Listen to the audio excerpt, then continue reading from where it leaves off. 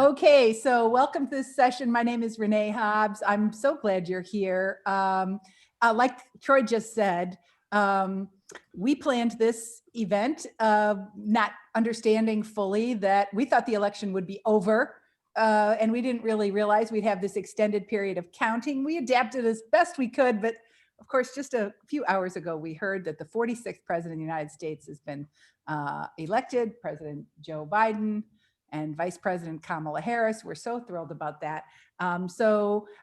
You'll appreciate a rhetorical concept of kairos being very relevant to our discussion right now, is that we're slightly out of step with the moment.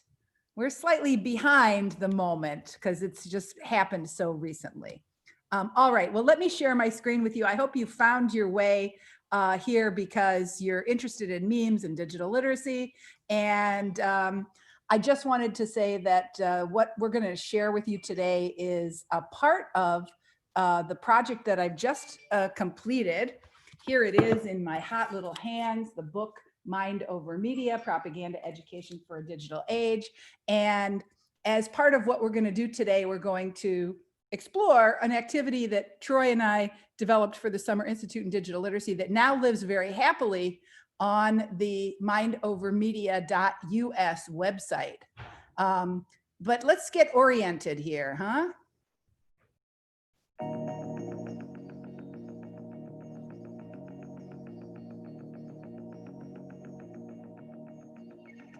I'd like you to think about the definitions of propaganda.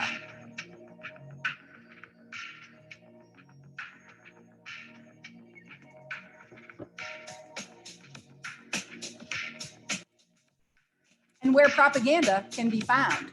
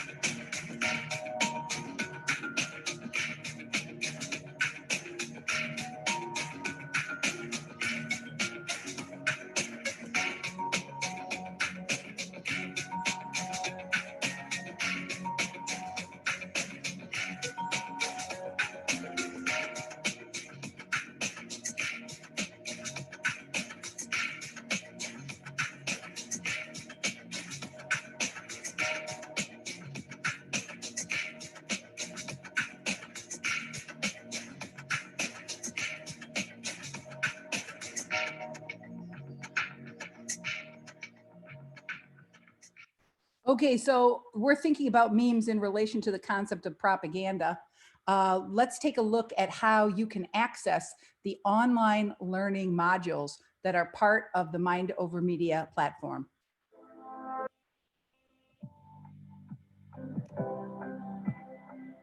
We're swimming in a sea of propaganda. That's why I created the Mind Over Media online learning modules.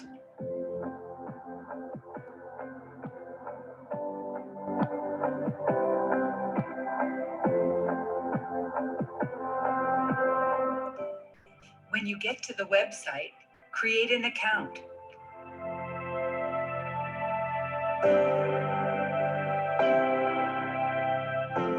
Choose a module that interests you.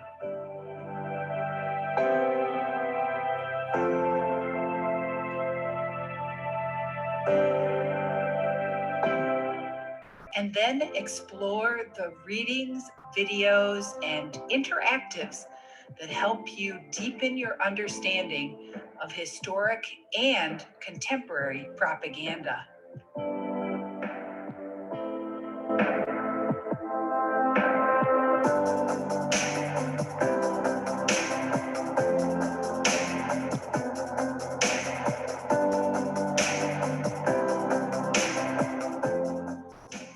on your own or use these modules with your own group.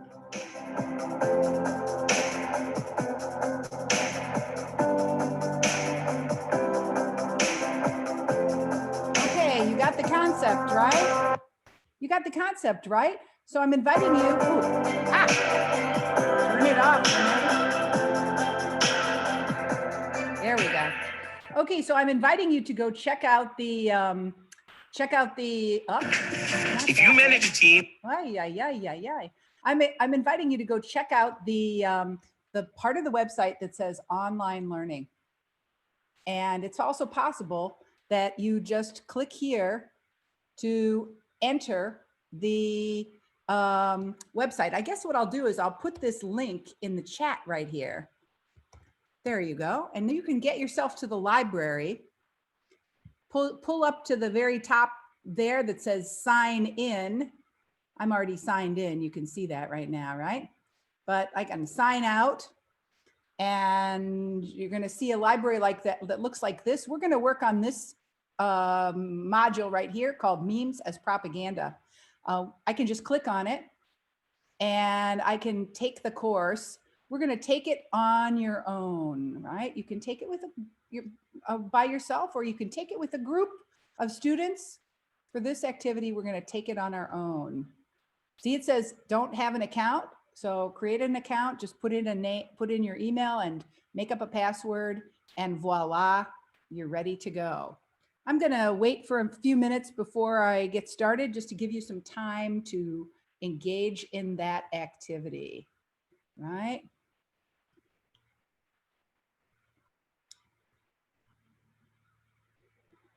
And we'll just do a thumbs up when you have gotten yourself to the page. It might take a little bit.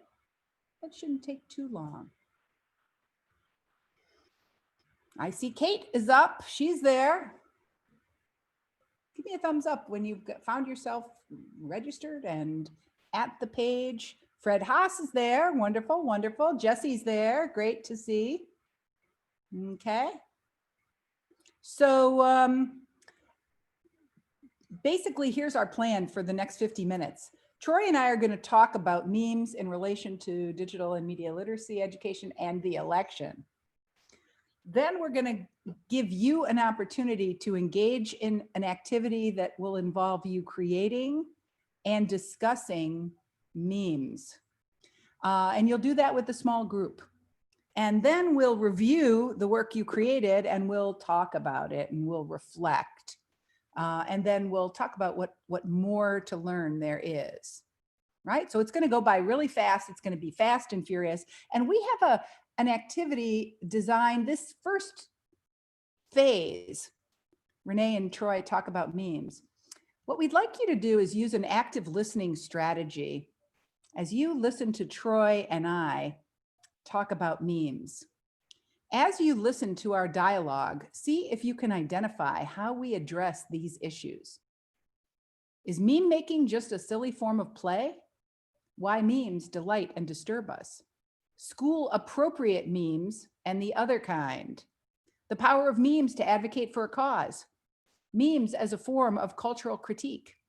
Meme making creativity and rhetorical analysis skills. Memes as harmful propaganda. Should students make memes as schoolwork? How agency, power, and social responsibility intersect in meme making, and what collaborative video production in a fully online context looks and feel like.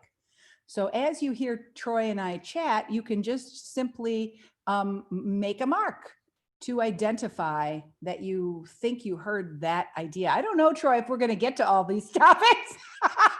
And in fact, we might introduce other issues as well. But getting started, can I ask you to tell me what you think? Is this a meme, and what does it mean to you?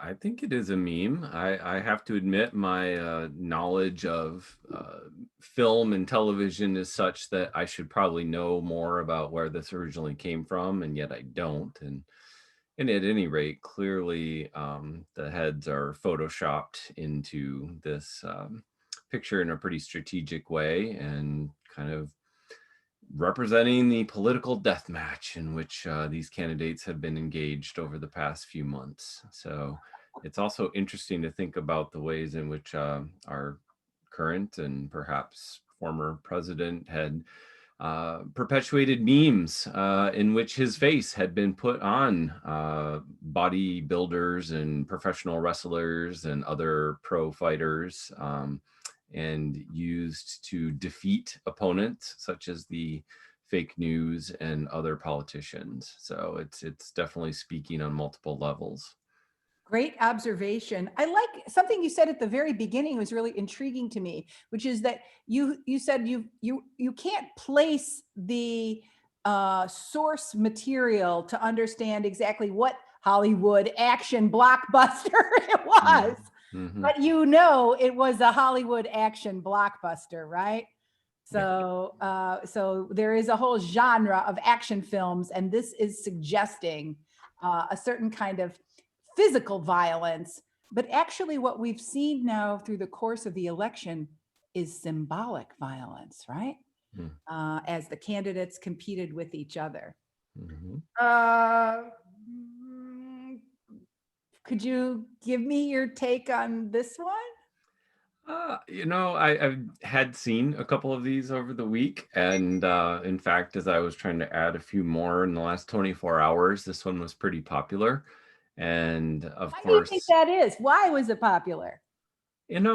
for me, I would like to believe that people were using this just as a moment of levity to say, okay, let's harken back to a childhood experience that many of us have had. And despite the repeated calls to defund the Corporation for Public Broadcasting and the fact that HBO now owns the Sesame Street franchise, we could all still agree that, if there was anyone to perhaps come in and save the day, we might be able to just have a smile and think about the Count being that person. Again, how fascinating as I analyze your interpretation. I mean, your interpretations are so rich and so complicated. You called up a lot of background knowledge there. Not everyone who's participating in our session today might have that same background knowledge to understand the fight over in the United States, our public broadcasting system compared to other European and other countries around the world. The United States has a very weak public broadcasting system, and that's the channel that airs the famous Sesame Street show, from which this character, the Count, is a major character. And something you said also that was really interesting is you said something about how the Count was like an expert, like an authority, right? In a way that his authority is the man knows the Count knows how to count, right? And that in some way that simple skill of counting. I mean, this is not brain surgery, right? But for the last 3 days, we have been on tenterhooks Mhm.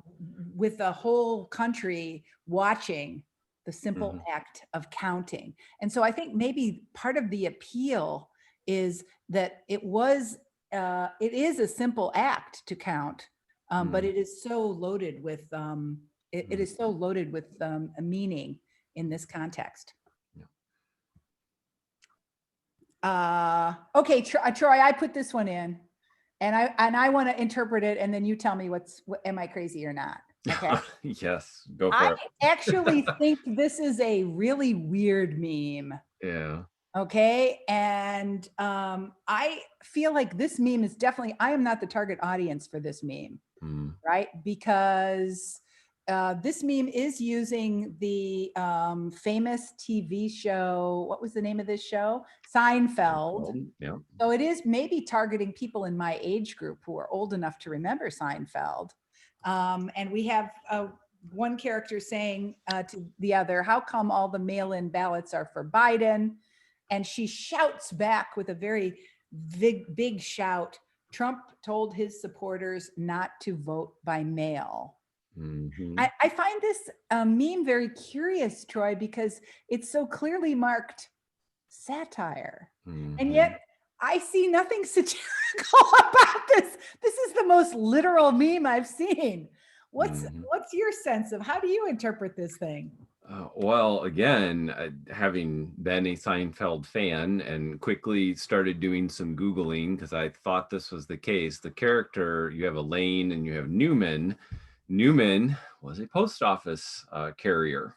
And there is an episode in which Newman says, I'm done working for the day and I'm going to put the mail aside. And so even as you started talking and I fired up the Google, there are multiple memes about Newman and the mail carrying business and the ways in which all of this is connected to the election. So So there's are you that telling me layer there's too. haters? There's haters who are blaming the election on the mail carriers? Yeah, shocked. I know we're shocked by this, but I think that yeah, at any rate, again, there are like multiple, and I'm surprised actually with this particular one that they chose not to use one with him in his mail carrier uniform. Oh, So, interesting. because I'm sure Wow. like there's one that came right up, like a picture of him talking to Jerry, and he is in his mail carrier uniform in a similar kind of stance. So Now, so you're really illustrating a really interesting point, which is one of the reasons why teachers are sometimes reluctant to use memes in the classroom, is that sometimes students will bring forward memes that are completely incomprehensible to the teacher, mhm. right? Because they rely on cultural knowledge and popular culture knowledge that the teacher does not possess. And Yeah, some teachers like to be in control, yeah. right? And And I when could be wrong following the chat here too. I do not recall George ever having that much hair at that time, but maybe that's not Newman. Who knows?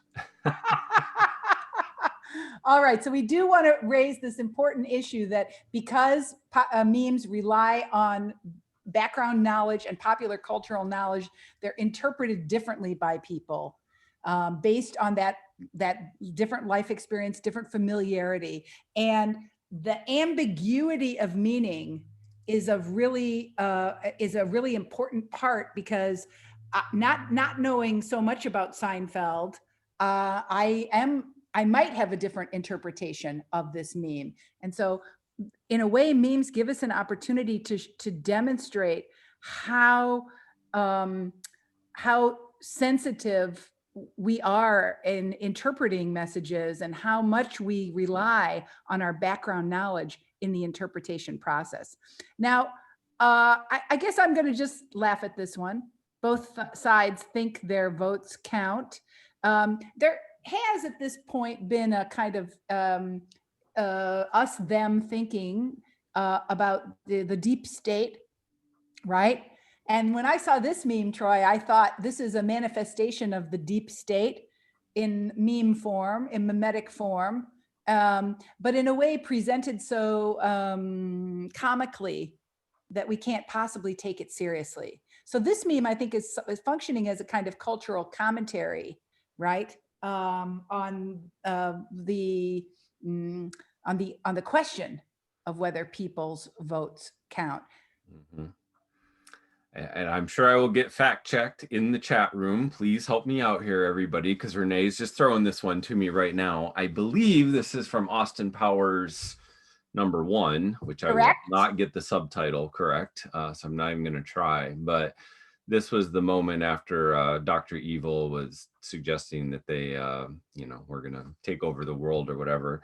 But it also speaks to I think, a larger conversation about the role of conspiracy theories. And oh gosh, Mike, I know it's from one of the movies, and it's like Illuminati or something to that effect. I can't remember. My kids would be laughing at me right now for not Illuminati confirmed or something like that. Is something I've heard my own teenage children use. So it's interesting to me, and I don't know exactly who all the characters were in that particular scene, but then also just trying to recall what was going on in that scene at that moment. and wondering too, what connections can we make here to the Electoral College? And people are complaining about the role of the Electoral College, and clearly there is a system that requires a whole lot of interrogation. And whether it's something that we're talking about today or from 200 plus years ago, the idea of who gets counted and Mm. how much proportionately they get counted, it just raises a whole bunch of other really interesting issues. Mhm. So Troy, that is so powerful because you're just illustrating the absolutely fascinating ways in which popular culture connects to academic subjects. Mhm. Sometimes teachers say to us, oh, well, you can't use memes in the classroom because they're just popular culture. But as you just revealed, this meme is actually speaking to a part of academic culture, our understanding of what it means to be represented, who gets to be represented, whose vote counts. And you elegantly made a connection to that any American history student or teacher would recognize. So bravo to you for building that connection. Popular culture it tracks very nicely with academic subjects if we are open-minded and creative, as you just so nicely demonstrated. So Troy, this isn't the one I want to talk about. This just, we're going to skip through a couple because I think we only have time for us each to talk about one more. And I want you to pick one you want to talk about, and I want to share with you one that I want to talk about. This one I came across and it intrigued me. Love the election memes, but seriously realizing how many posts are from outside the US. Is everyone just watching us like we're in a national level reality show? Right? So there's a commentary from outside the US. This is a little bit of a conspiracy theory themed one. I thought this one was hilarious. So this is definitely referring to a specific moment in time. Troy, which one do you want to talk about? Let's keep This going. one, my friend. Yeah, that was the one that I Yeah. found that I thought Yeah. was particularly interesting. Especially during a year of pandemic in which so many people have been able, and again, not everyone, but many of us are now relying more and more on shopping by mail and figuring out exactly what we're getting and how it is that we're gonna survive without having to go. And I don't know, it just raised a whole bunch of interesting issues around and then the positions that these candidates would take, because clearly AOC and Bernie I think have strong positions on companies such as Amazon and others, whereas Biden and Harris are probably not quite so strident on their efforts to rein in tech companies at large, and especially the types of ways that Amazon in particular could be said to largely take advantage of their workers. So Such a great observation. One of the things I like to do when I use memes with my college students is I like to ask them to interpret the memes. And what that does is it helps me identify gaps in knowledge where I can fill in background knowledge, because I will have students in my class who would not recognize all of these characters, right? And so it really helps me to sort of figure out where kids, it helps me adjust my discourse to fill in gaps, and because I get to understand how they're interpreting and what they're using to base their interpretations on. This one is the one I wanted to. Oh, that is a brilliant one. Check that one out. This is scary, and I do feel like this one is in a way, what I might call even dangerous. Troy, I was really curious that you picked this because I see this as a harmful meme that's super dangerous. I recognize that young man as the high school student from Parkland High School who was a survivor of the horrific school shooting in Parkland. He became an advocate for gun violence. And this is really, I'm not exactly sure what this is saying, but it seems to be aligning this kid with vote rigging, Mhm. right? It's linking him to an illegal action. Mhm. And I think that's a form of defamation, Mhm. right? But because we can't identify authorship with memes, we can't we can't pursue legal action against the anonymous person who made this meme, Yeah. right? So memes can be harmful, and yet the harm can be, people can be unaccountable for the harms they cause. Mhm. And so that's the point I think is really important to underline. Um, now, here's the thing, Troy. We have a beautiful collection of memes for you to study, but it's probably time for us to talk about meme creation, right? I think so. Mhm. Okay, so we hope that you have been listening carefully to our discussion, because we're now going to introduce you to an activity we'd like you to do. We're only going to ask you to do part 1 of this assignment because we don't have too much time, but we show you the whole thing because we want you to try it with your students. We want you to work with a team to make a meme and then to create a short video where you analyze your own work. And here's what we did this summer. Hi, I'm Renee Hobbs. And hi, I'm Troy Higgs, and we're going to talk about the way in which we made our meme.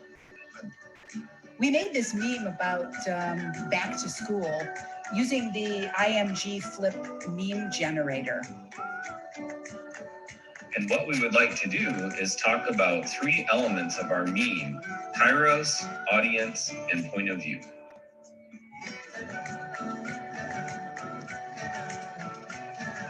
Kairos is an appeal to context, and given that we're heading back to school in just a few weeks, our meme is very timely. Also, we know that parents, students, teachers, administrators, and even politicians have perspectives about going back to school.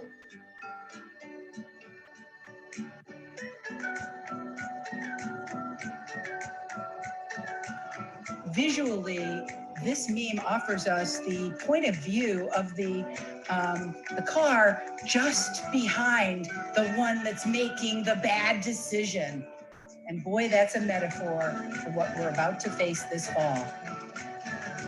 After making 5 different memes, we decided that this one best represented the challenges facing us this fall.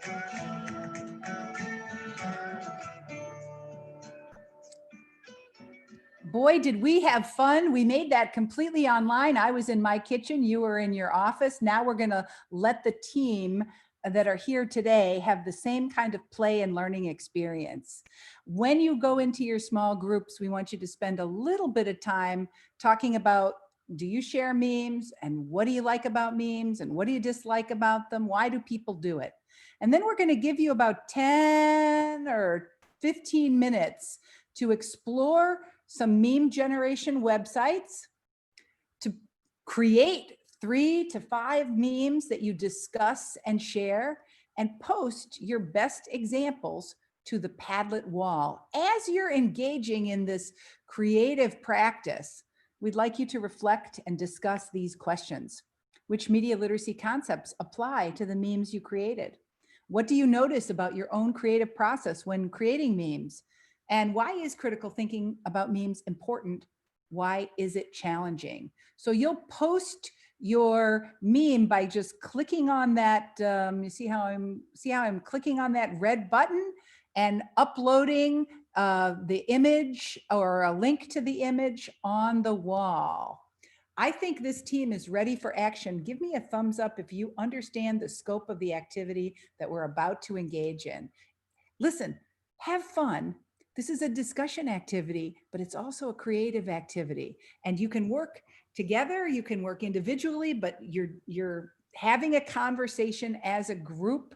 I'm going to make this a group of 3 people. If by any chance you're in a room and there's nobody else in that room or whatever, that person's not participating, just come back to the main room and we'll reassign you, okay? Breakout Before room. they Oh, say go, it again, Troy.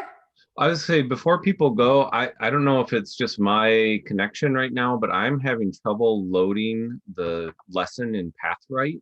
So I wonder if you might just want to drop that Padlet link into Oh, the sure chat will. room for Great, people. great, great, great, great, great, great. The Padlet link will I don't know go if anyone in the else is chat having that room. trouble. Yeah, let me just try to do that right now here. Yeah, thanks. There's the Padlet link. I'll put that in the chat room.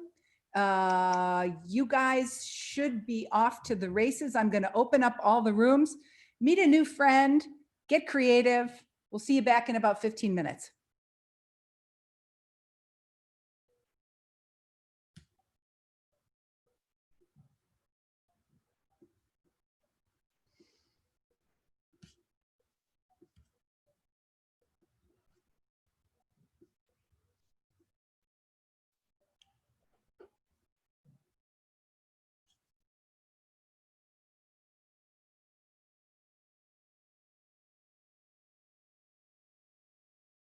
Looks like we're a little early.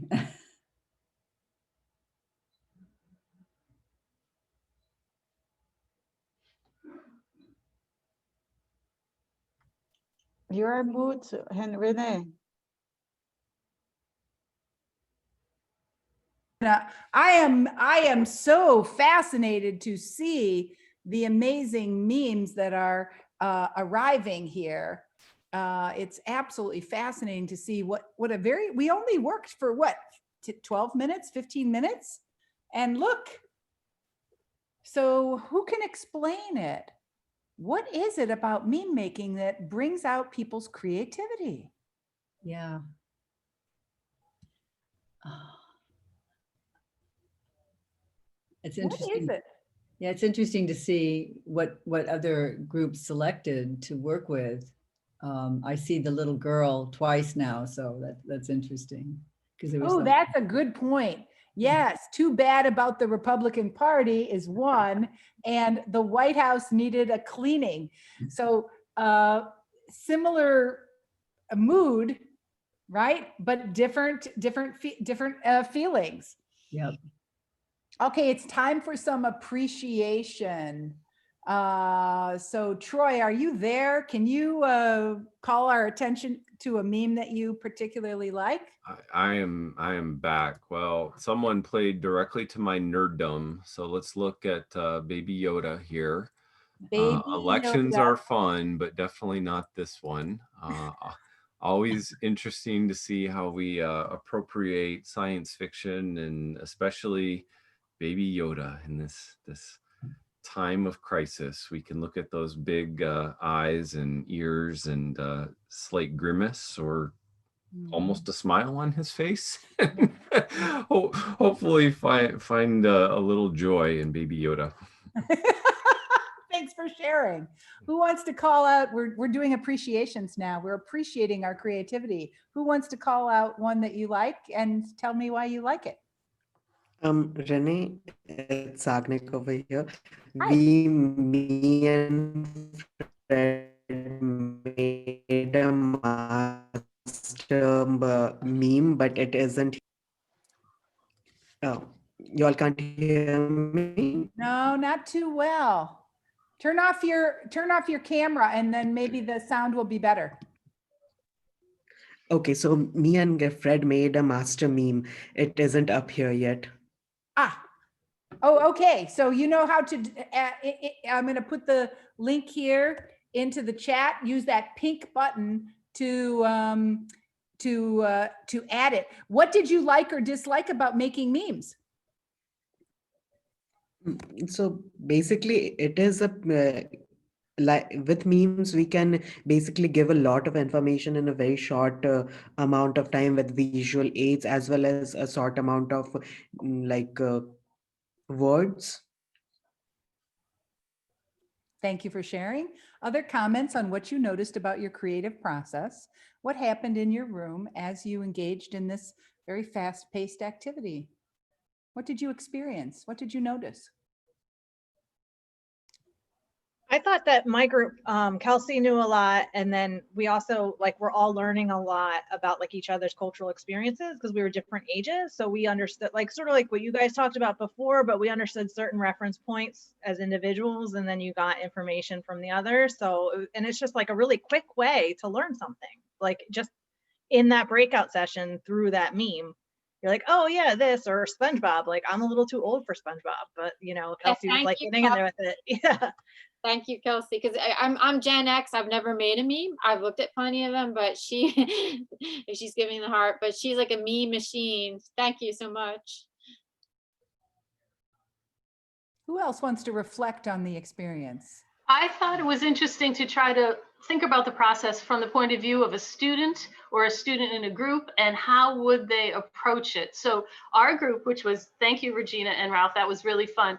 We decided at first we were going to do a topic, but then we couldn't really understand where to move next. So we pulled back, and then we chose the pop culture icon. And from there, we tried to understand what you call the kairos, the context of the meme.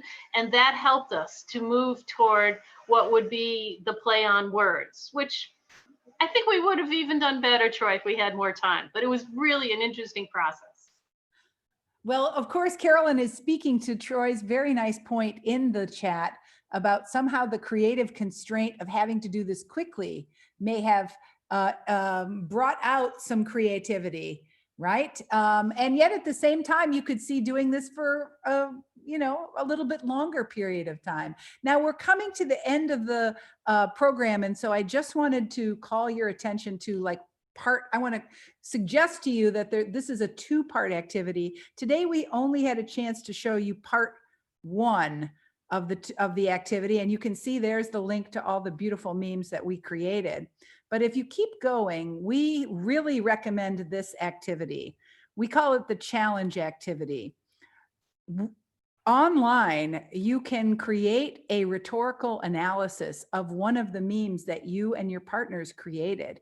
Using this simple tool, Adobe Spark, or any other simple editing tool, you can create a short video like Troy and I did, where we analyze our meme, and we can share that as well. But it turns out that one does not simply say thank you without a meme. And Troy, I really want to thank you. You were the person who created this beautiful list of resources. If you're interested in learning more about how memes have been used by teachers in English language arts, in history, and other subject areas, or what makes memes complicated rhetorically, these resources are going to be really useful to you. And I just have to say, Troy, that we played and learned at the Summer Institute together, and we continue to reflect on the power of meme making as a way to bring people together for dialogue and conversation. So thanks to everybody who participated in this session. We're really glad you came. And oh my goodness, in just a few more minutes, we're on to the 4 o'clock hour. So thanks for joining us. Bye-bye. Thank you. Thank you.